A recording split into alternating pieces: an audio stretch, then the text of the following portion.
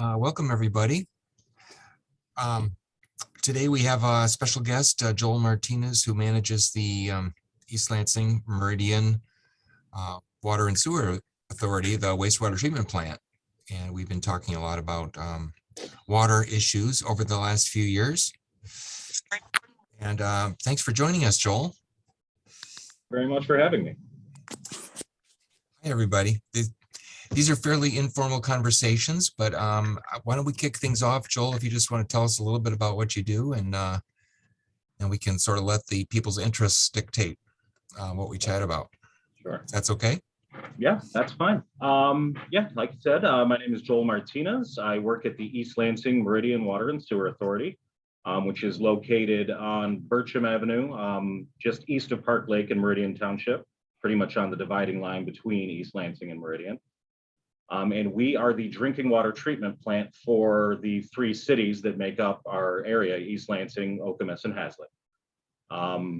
We are a lime softening water plant. So we do full treatment, disinfection, fluoridation, and softening of the water. We pull our water from 29 different ground wells located throughout the two communities, three cities. And these wells are, range anywhere from 300 feet deep to 500 feet deep, and with the largest one pumping over 1.8 million gallons per day. We are a 15 million gallon water treatment plant. Our highest day ever was actually 12.3 million gallons processed. That was in the summer of '01. We usually average about 5 million gallons a day that we process for drinking throughout the year. In the summertime, our averages are a little under 5 million, down into the low fours, or excuse me, the wintertime. And that's sort of our base level, what we've determined is needed for just living throughout the community. That's your showering, your drinking, your doing dishes, things like that. In the summertime, we do get up to those higher amounts, anywhere from 8 to 10 million gallons per day. And that is pretty much constituted for that additional is for lawn watering. Is what that comes down to. So we take our water from those 29 wells, and it comes through a series of raw collector mains to the water treatment plant, where we first do a initial pre-dose of sodium hypochlorite or bleach as a disinfectant. We add lime in the form of quicklime, calcium oxide, to the water, which raises the pH to a level of about 11.3. And that allows for calcium and magnesium that is found naturally in that raw water, that groundwater, to precipitate out. So we have about 320 to 330 parts per million of hardness as it comes in. And by the time it makes it through our treatment process, we reduce the hardness of the water to anywhere from 90 to 110 parts per million. So we're removing about 2/3 of the hardness. And that allows us to, one, provide an aesthetic benefit to the citizens, but it also provides for great pipe stability, where we are slightly depositing on those water pipes that go throughout the system, which mitigates any lead and copper issues. We do lead and copper testing on an annual basis. And of the 64 samples we did this year, I think only 2 had a detectable lead level, and both were about 1 part per million, which is 1/15 of the action level for lead in drinking water. East Lansing, who actually does have lead pipes, we actually did not get a single detect on the 32 samples. It's actually 64 samples. You take 2 for each home in any of those communities. So the softening process works very well to provide a both aesthetically pleasing and stable water supply. Like I said, we disinfect with chlorine. We also use ammonia gas in the chlorine disinfection process, which forms chloramines, which is a different type of disinfectant which lasts longer throughout the system.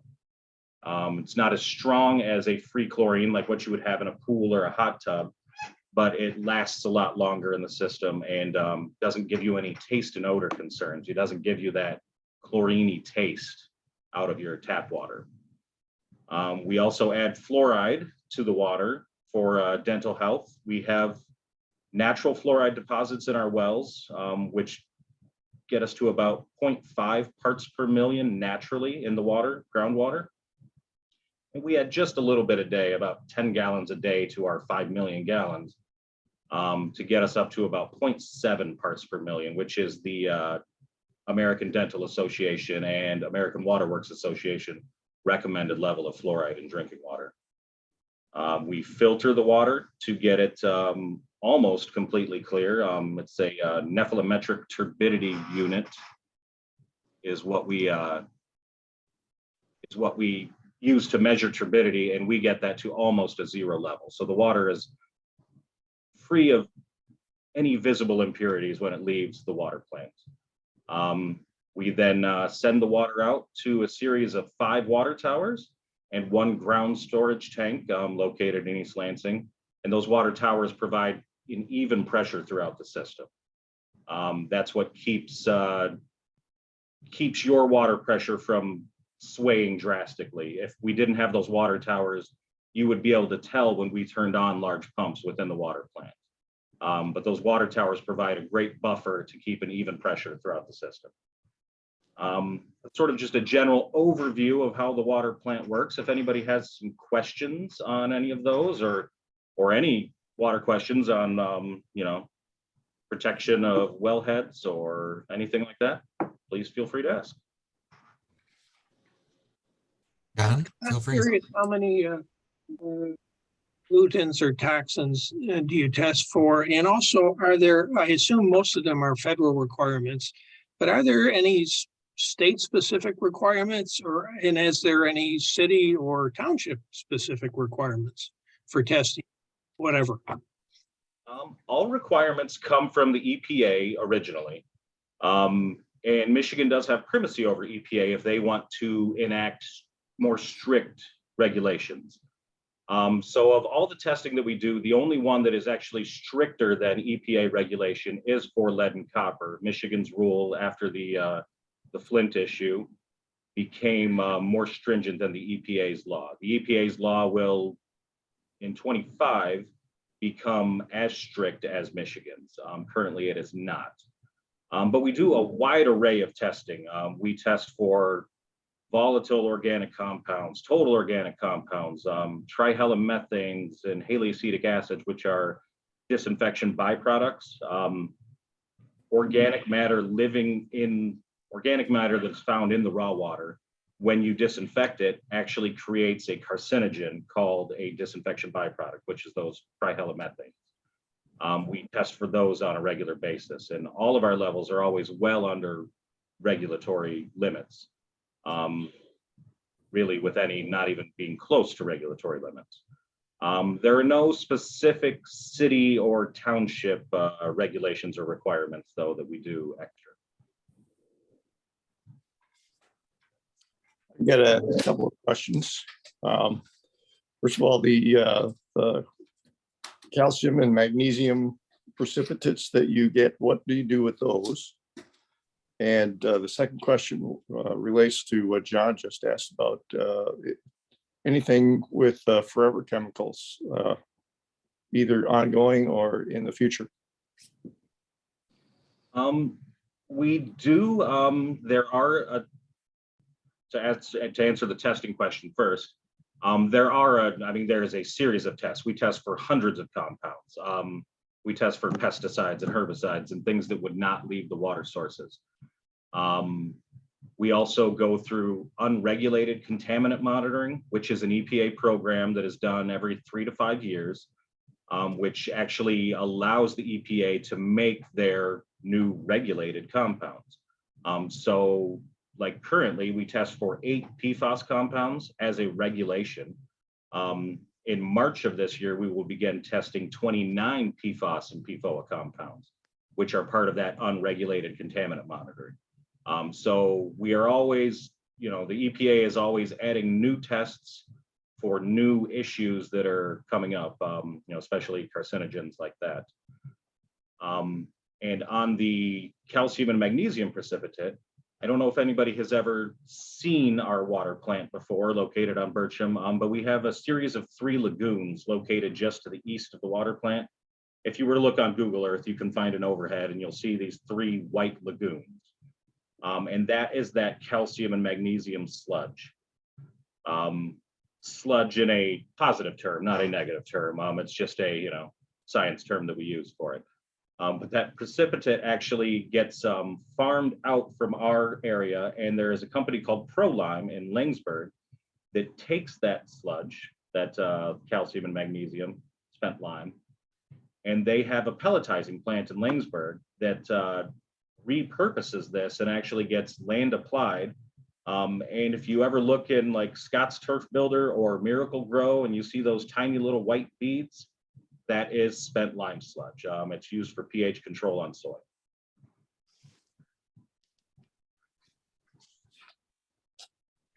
So we generate about 15,000 cubic yards of that sludge every year, and that's what we have on a yearly basis removed. Our ponds actually hold, we can hold about 150,000 cubic yards of it, but we remove pretty much what we use every year. I walk by the plant almost daily, and a while back, I noticed the pond that's closest to the plant, all the water was taken out and there was a lot of digging. And I was wondering what was going on there. We are actually in the process of adding a closed cycle backwash system. Currently, the way we have our lagoons set up, the water that we backwash our filters with to clean the filters after they've run long enough, similar to backwashing a pool filter, just on a much larger scale, goes out to those ponds, and then we pump that water back into the headworks of the plant, recycling. So essentially, we're not wasting any of that water. But because of that, we are treated by the state of Michigan as a groundwater plant under the influence of surface water, which leads to a whole series of extra regulations that we have to follow. And those regulations are put in place because surface water lends itself to the potential for bacterial and viral influence to the plant, Giardia, Cryptosporidium. By building that closed cycle backwash system, we will be able to backwash our filters into an enclosed tank and bring that water back in to the plant, no longer under the influence of surface water. So one, it helps the plant by saving on a lot of regulations, but it also, the real benefit is the benefit to the citizens, and that it's an extra layer of defense against Cryptosporidium, Giardia, other bacteria. So that pond was actually pumped out so that tank could be put into the corner of it. That pond will eventually, we're going to remove that from the lime sludge cycle, and we're just going to use that as an overflow pond, essentially, if there were any backups or pump failures within that closed cycle system.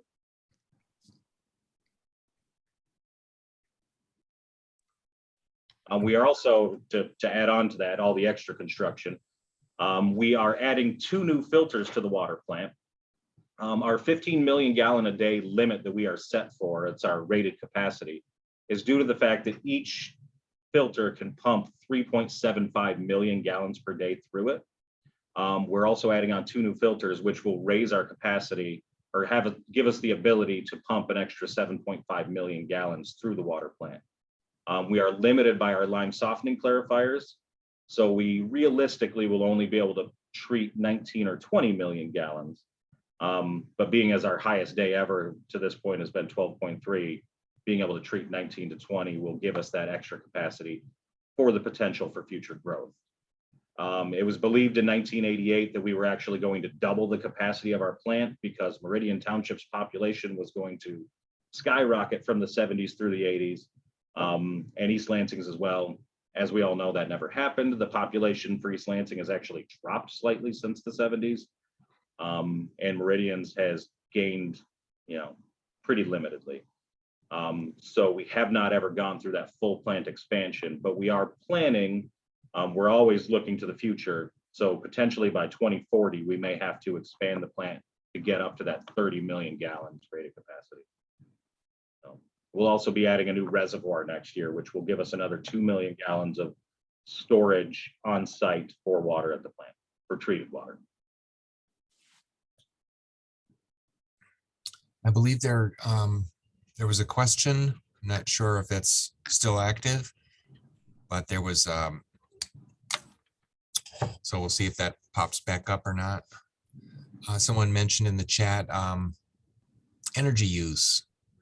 There's a lot of energy, obviously, that goes into all those pumps and processes. Is that something that you deal with, Joel? Yeah, we are a relatively high energy user due to the fact of running all of the pumps within this plant. We, have gone through environmental engineering studies to reduce our energy use as much as possible. We have put variable frequency drives on almost all of our pumps located in the plant, because we have, filter pumps and intake pumps and high service pumps, which distribute the water throughout the plant or throughout the communities. So we put variable frequency drives on those, which drastically reduce the amount of energy used by them. What that does is it allows you to take a pump, and instead of running it at 100% of its full speed, we can now scale that back. And through the use of our computer system, we can tell that pump to run at 70% speed or 75 or 85, whatever we need as far as pushing water through. We used to just run pumps at full speed, and valves located directly after the pumps, we would throttle them. They're in a closed pipe, you have a wafer valve in there, and we would throttle it by turning it to restrict the flow of water through. Now we can keep those valves open, which allows for the least use of energy. And we can run those pumps down to control our flows through. So we do have some, benefit to those in energy reduction. And we have noticed probably about a 20% energy reduction over the years since putting all those VFDs in. When were those put in? First one started in about 2001. I actually started at the water plant in the end of 2000. And the very first VFD that I remember being put in was January of 2001. It was like one of the first projects that I did as a maintenance person. So, they have been fully installed on every pump for probably 5 to 10 years now. Awesome. But on a small scale, we do, we've switched everything to LED lighting, light sensors when you walk into rooms. But when you are running multiple 200 horsepower motors, small changes like that are very minuscule to the overall energy use of the water plant. We are actually in talks with Consumers Energy, though, at the possibility of putting in a solar array on part of the 75 acres that we actually have at this water plant. John, you mentioned walking on that path. As you go to Okemos Road, we own pretty much all the way, if you're walking towards Okemos Road, all the way to that one, the one marshy, almost kind of looks like a lake, but it's only about 2 feet deep of water. We own all the way to that area, and then from that point all the way out to Raby Road. So we do have a 75-acre area. Consumers has talked about putting in a multi-acre solar array on. So hopefully that'll happen in the future. Hey, Sam had a question. And there's a question in the chat as well, but go ahead, Sam. Okay, this is really interesting, Joel. And what I was curious about is in Meridian Township, maybe even in East Lansing, is there areas that are not serviced by public water? So in other words, are they still on well and septic? And just hearing about all the filtration that you guys do, it sounds great. I mean, you obviously got some great water going on, but then again, I'm just wondering how that relates to people that are on wells and, the whole idea of filtration through the earth, through the wetlands and, the ecosystem services. Are you guys taking advantage of all that as well? I assume you are, if you got wells that are, 300 feet deep, but how does that enter into your whole system? How does that play out? First off, about the the people that may not be on treated water. There are some, especially in Meridian Township, on the far eastern edge of Meridian Township, they're not serviced by city services. I think it's just a little east of Cornell is pretty much the dividing line of where, you know, water and sewer stop. As a wholesaler of water, I don't know necessarily all the exact distribution boundaries. We send the water to the two communities, and then they each have, Meridian Township and East Lansing, have their own distribution crews that we work closely with, but I don't know the exact limits of everybody's distribution system. So there are people on wells in Meridian Township, I know specifically. I don't know about East Lansing anymore. I think East Lansing might be completely on city water. But there are people on wells in Meridian, and they are allowed to stay on wells if they choose. And then, you know, that's essentially their choice. So and then to answer the question about the natural filtration, you do get wonderful filtration through the ground. And there is nothing wrong with raw water from anybody who has a raw water well like that. All of the filtration that we do here is essentially to filter out anything that we have added. The water that we bring in is actually pretty good, other than it's really high hardness. So we're adding all this lime slurry. We're adding ferric chloride as a coagulant. And these things, trace amounts of that, carry over the clarifiers and make it to the filters. So that's actually what we're filtering out. The amount that we're filtering that's coming from the ground is very minimal. But the ground does an amazing job of filtering out a lot of things that would be naturally occurring. One of the issues, though, is that over time you have, you know, the potential for spills, chemical spills, gasoline spills, oil spills that do over time make their way down into the aquifers. And that's something that, you know, us having such a great aquifer system in the state of Michigan is really helpful. There's things called aquicludes, which are hard clay layers, you know, that exist 100 feet, 200 feet down in different layers that the wells penetrate through that we pull from. But things that get into the ground or onto the ground, it takes many, many years for them to eventually get down to those aquifers that we pull from. Our wells all come from bedrock. You know, we are very deep. There's no soil or gravel wells like that, which is what your typical home well would be, which would be about, you know, 100 feet deep. Those just get down into sand and gravel layers. We pull all the way from bedrock layers for our water.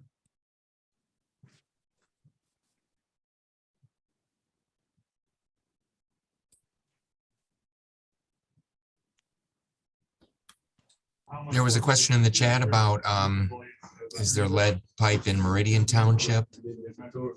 There are no known lead services in Meridian Township. And when I say no known, that means, you know, there could be the potential, but as far as Meridian Township is concerned, there are 0 lead services. There could be some of the original ones that they just don't have data on, but at the time that they were put in, lead was not a common compound being put into piping at that point. The reason lead services are so common is because lead was actually an amazing pipe to work with. Extremely pliable, wonderful to make connections to. If your piping points were off by just the tiniest little bit, you just bend the pipe right up to it. We put goosenecks in pipes as they come out of water mains to people's homes. And those goosenecks were made out of lead, and that allows, it keeps from water hammer happening. Again, that fluctuation of pressure in your house. So lead goosenecks were extremely easy to put into place, and were commonly used. Large cities obviously have many lead service lines because it was just an easy material to use. But in Meridian Township, there are no lead services, and in any of the testing that I have ever done, have no reason to believe that there would be. You. This has been extremely informative. I really appreciate. Joel just got our request yesterday and responded very quickly. Joel, thank you, with little preparation. I understand you occasionally do tours. Is that something that would be open to a group? folks? Yes, we do group tours. We do many tours for schools, anywhere from, second and third graders all the way up to PhD students for engineering and chemistry.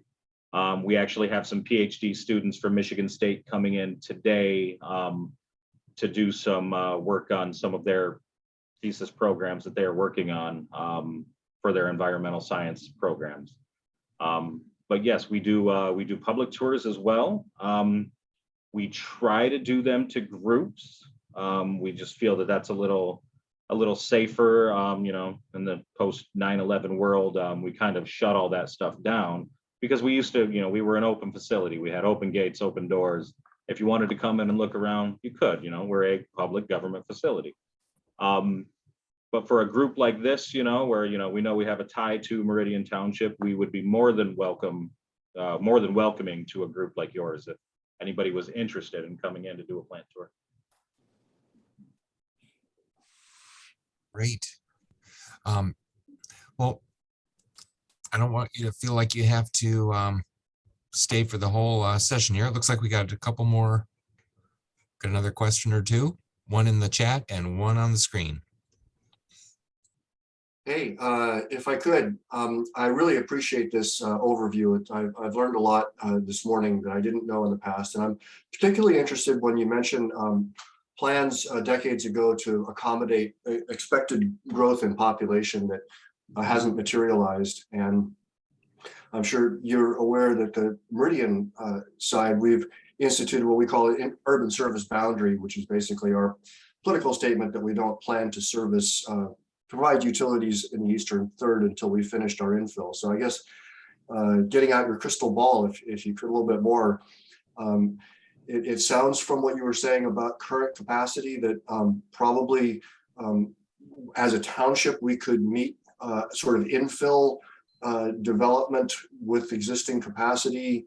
And if we then chose or started to provide services outside that, there's some expansion might be needed. I'm curious what other sort of long-term issues you're thinking of as an authority in terms of climate change or other aspects that you think could impact operations in the next 5, 10, 15 years and how you're planning for that. Thanks. Yeah, we do have the capacity to meet that growth in Meridian for a number of years. We do 5-year reliability studies, which are facilitated by ourselves through our engineers at the state of Michigan.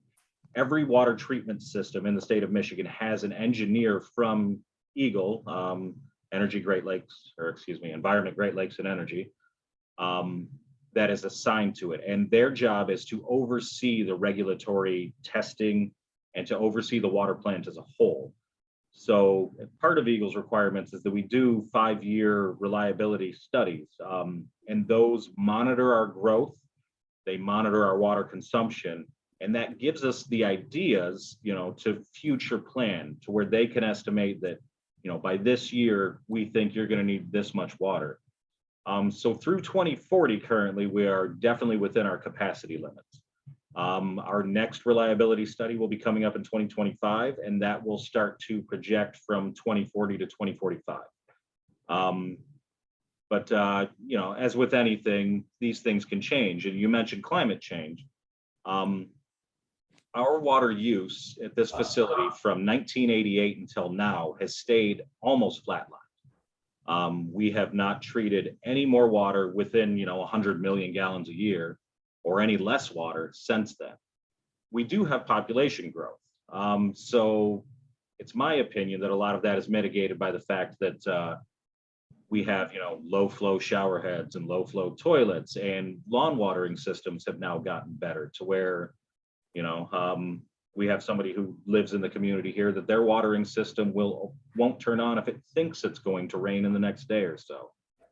So there has been, water savings in that sense, which pretty much have offset any growth that we've had so far. But yeah, climate change is something that we are constantly, worried about and looking to in the future. especially as water systems out west become, more drought ridden.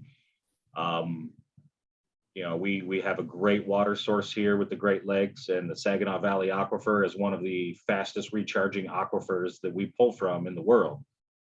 So our water source is very good and should be protected for many years. But as the rest of the country becomes an issue, that could obviously affect us. If people start needing water out west, what if someday somebody says, well, hey, there's an amazing source of water right there. So these are all things that we are, looking forward to, in the future.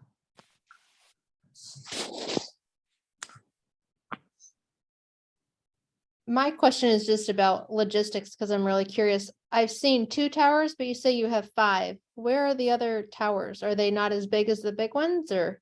In Meridian Township, there are 2 towers. There's one on Newton Road at Saginaw Highway.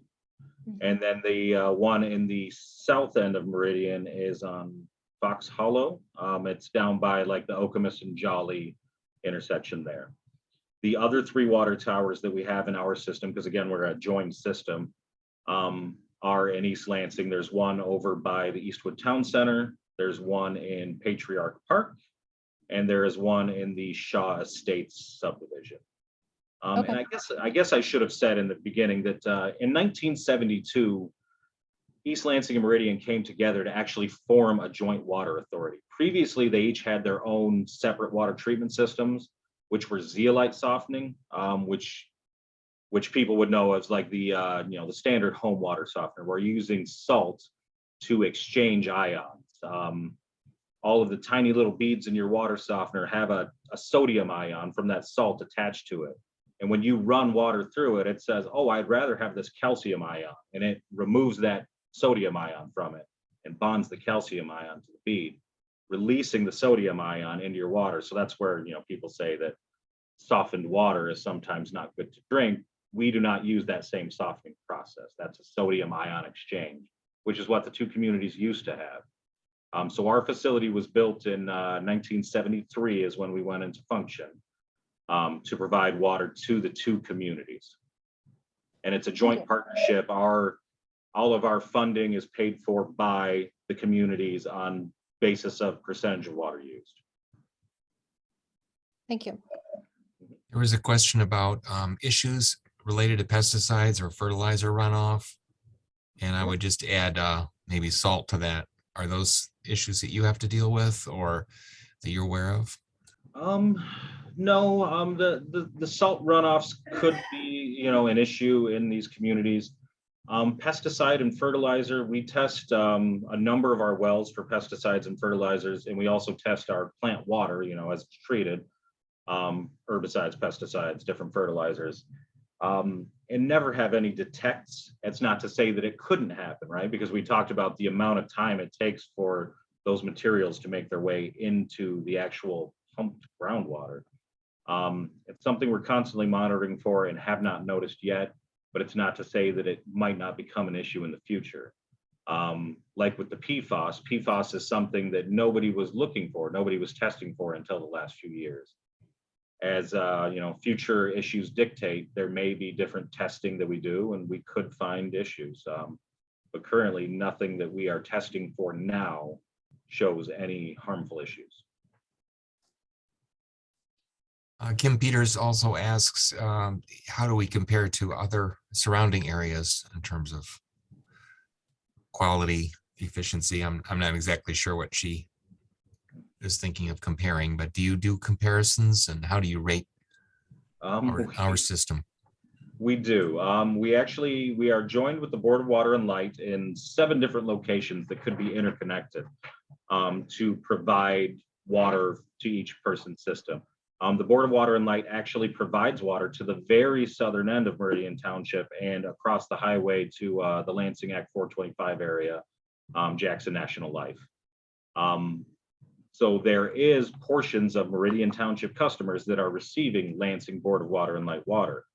So because of that, commingling different types of waters is very difficult. They don't like to do it. So our water in comparison to Lansing's is quite similar as far as hardness levels, alkalinity levels, source treatment. We do also on an aesthetic comparison note, we actually have water taste-off competitions annually throughout the state of Michigan.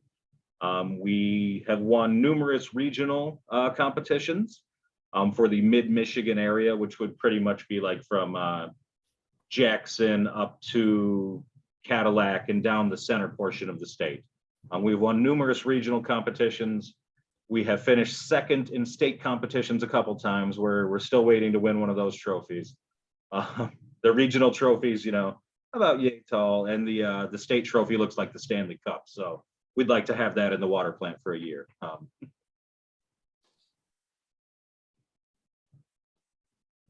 So then when you say that, like we went out to Cody, Wyoming this summer and we all could absolutely taste the water, just tasted so good. Does that mean that it's like spring water? Like if it tastes good, so if you're doing those water like, does that mean they're more, I don't know. How does water taste better? I guess the question. It's essentially the way your mouth perceives things. pH levels, hardness levels affect it greatly. A lot of smaller communities, you can actually taste the chlorine in the water because they have to weigh, you know, extremely chlorinate their water because they're not treating it fully like we are. We can keep our chlorine levels very low. You know, we're a quarter of what limited treatment systems would use for disinfectant levels because we've already removed a lot of the stuff in our pipes or in our incoming water, and our pipes, because of that stability, are very good in quality compared to smaller systems. But as far as like water taste and your mouthfeel, a lot of it comes from the minerals that are in the water. Removing all the minerals in water actually makes it very astringent, dries your mouth. Like if you have a reverse osmosis system, you can actually taste the difference in the water. We have what is considered an alkaline water, which, you know, people go and it's actually kind of a fad right now, and a popular water that people are buying in stores. It's at a higher pH. People feel like it tastes better. And that's what we're actually sending out to you as the alkaline water that you would buy in the store. Certain regions, though, like you said in Wyoming, it could just be the mineral composition from the water that they're pulling through wells or, you know, their rivers that they may be pulling from that gives the water that better taste. Water taste has nothing to do with water safety. But, you know, obviously people want a more pleasing, palatable water. Thank you.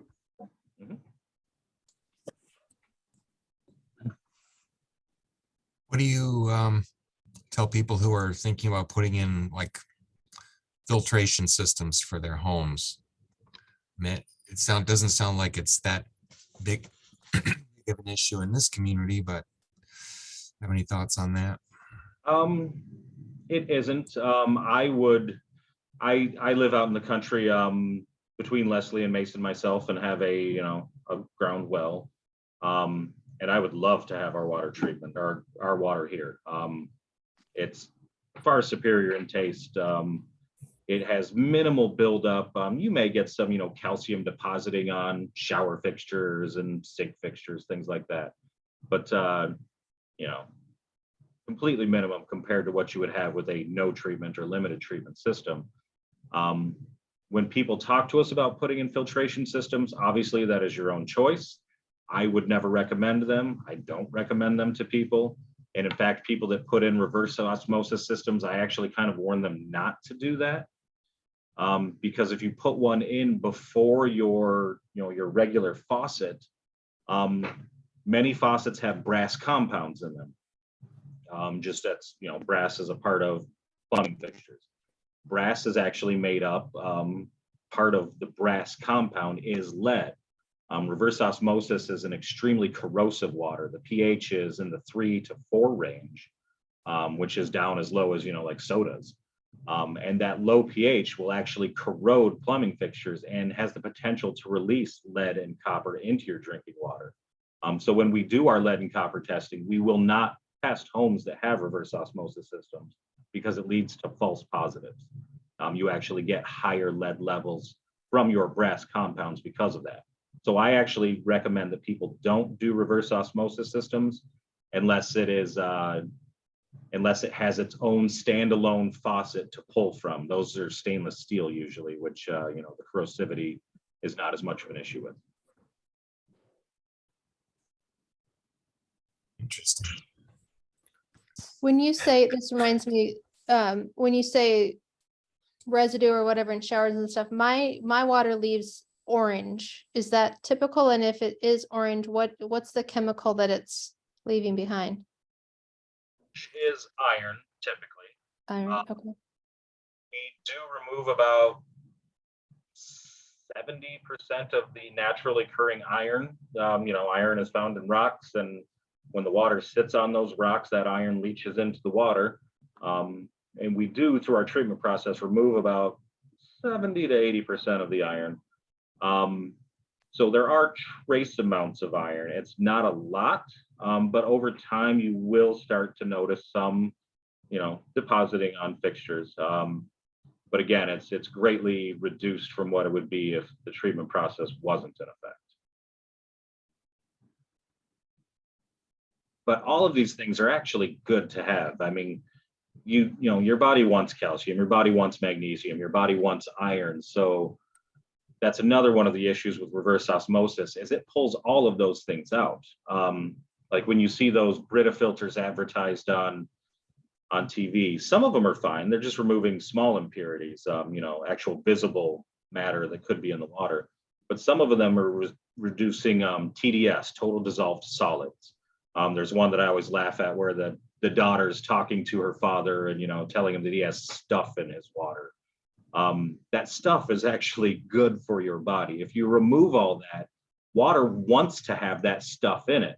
So if you're drinking distilled water or straight reverse osmosis water with none of the stuff in it, it will actually leach those minerals from your body.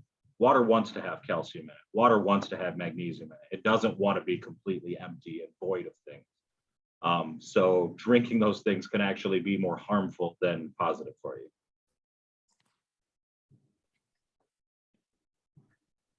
One of the things we've talked a lot about is plastic waste.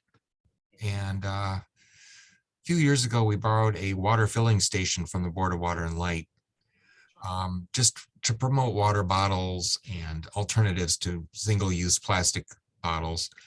You guys have a water filling station that you lend out for public events? We do not have a water filling station. It's something that had been talked about over the years. Nothing that ever came to fruition. We obviously don't recommend, you know, bottled water purchasing. You know, when I shop in Okemos at the Aldi store and at Meijer, you know, before I head home. And when I see people loading up their cart with bottled water, and, you know, kind of hurts a little, because our water is very good, especially in Meridian Township. Meridian Township has some of the best tasting water because your guys' piping system is in excellent shape. You know, our water leaving here is incredible, but depending on what kind of pipes you run it through, it starts to change things a little.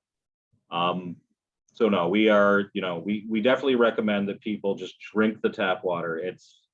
It's more regulated. It's better treated than anything you're going to get from a bottled water. People think that bottled water is perfectly safe. The amount of bacteriological testing that goes into it, the amount of regulatory testing that goes into it is extremely limited. You know, they don't report what's in your water. We do tell you what's in your water. We release a consumer confidence report every year that tells all of the different things that we tested for and all of the different levels that we found them in your drinking water.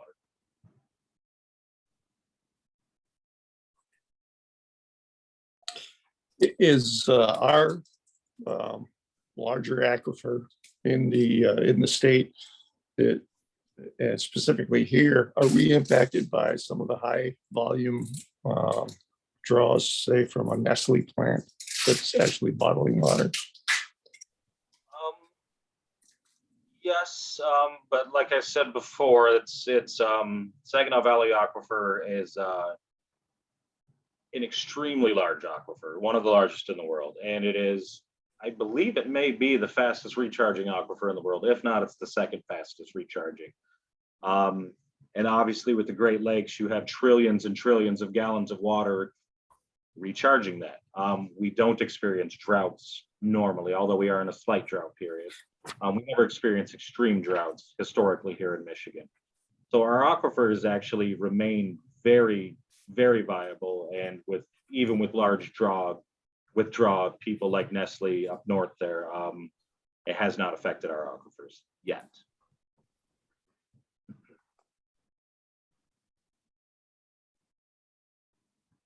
Any other questions? This has, again, been super informative. And at a moment's notice, Joel, thanks so much for being here. Yeah, no problem at all. Yeah, Any I guess I have one last one here. You mentioned Meridian and the lead pipes, the lack thereof. What about the city of East Lansing? The city of East Lansing does have lead services. And when we say service, it's it's an EPA determination. Most of the lead services in East Lansing are galvanized piping with a small lead component, i.e. that gooseneck that I talked about earlier, or just even a small, a 3-inch lead fitting on the end of the galvanized before it connects to a copper gooseneck off the main. If you have galvanized piping, it is considered a lead service line. They have, I think it's in the range of about 400 known lead service lines. Only 4 of those that they have found have been true, like, hey, here's a whole entire length of lead going into your house. Those have all been replaced now. Of the 400 known, they are actively replacing, and they're doing it in coordination with other projects where they're doing water main upgrades, storm sewer upgrades in whole areas. Certain neighborhoods of a certain age, just all the piping was the same. So they are actively working towards that.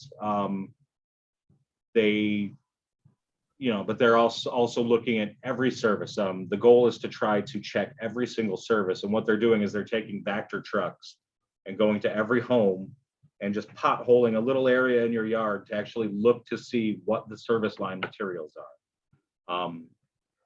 East Lansing did not do as good of a job of record keeping initially when all these services were being put in. It was an older system.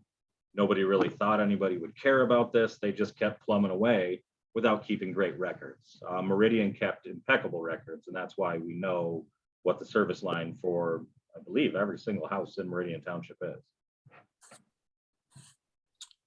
Thanks. Any other questions or things on people's minds that they wanted to bring up for this, for the last 10 minutes or so?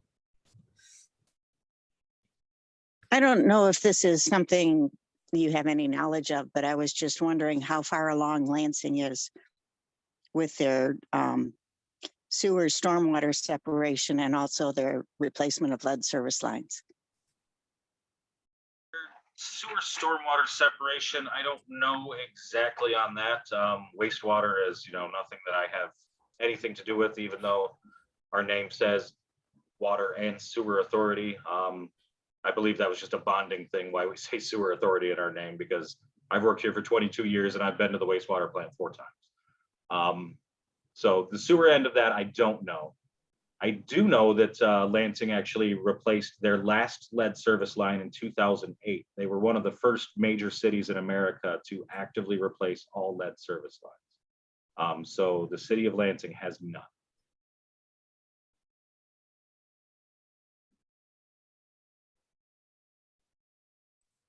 And to expand on Tom's question from earlier about East Lansing, people are informed, just so you know, as a point of, as a point to notice, people are informed when they have lead service lines, and they are informed that they are on a list to have them replaced. As soon as they find one, they let the homeowner know, and you are immediately put on a list to have that lead service line replaced at some point.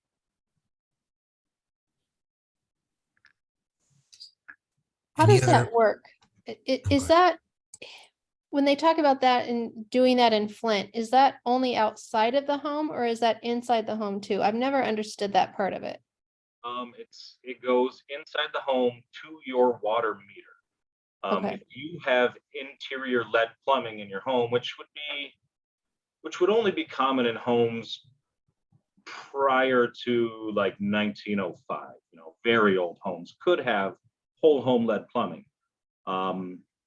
That is, that's one of those issues that comes down to a legal matter, right? Of, who's going to pay for all of these things. It's my understanding that we replace everything up to your water meter. In East Lansing, there's nobody that has interior lead plumbing. So it hasn't been an issue. I don't know how other cities like Chicago, pretty much every single home in the city of Chicago has a lead service line. They were still putting in lead up until the 70s when the regulations actually came out to stop using lead. So large cities like that, it's going to be quite a cost.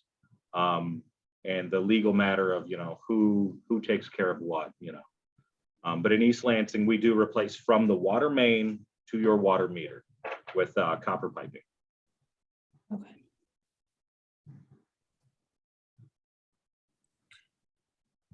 Awesome. Any other parting thoughts or words of wisdom before we sign off here?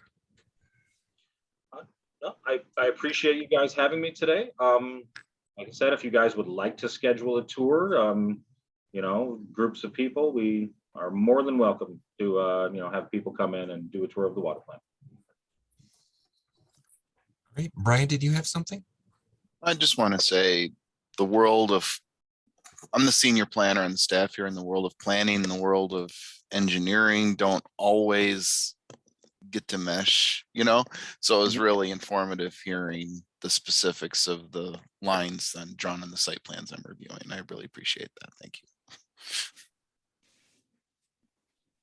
Thanks. I did have one additional question. I don't know if you would know this or not. Because it deals with replacing a service line from the meter back. If that needs to be replaced, is that something a homeowner would be responsible for, or is that the utility? I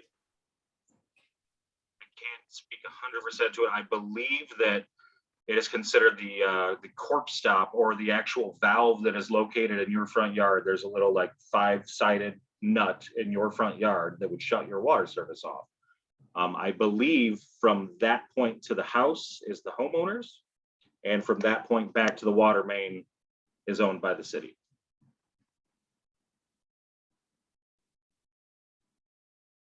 Great. Well, thanks everybody. And Joel, you're welcome to join us just for the informal dialogues that we have every week. If you can squeeze it in, love to have you back. And thanks for all the great questions, everybody. It's been informative. See you maybe next Wednesday. Thank you. Thank you very much. Yeah, and if Thank you you. wouldn't mind, if you could send me those invites when I'm available, I wouldn't mind stopping in to listen to what you guys are talking about. Fantastic. Thanks, everybody. Have a great week. Thank you. Bye. Thanks.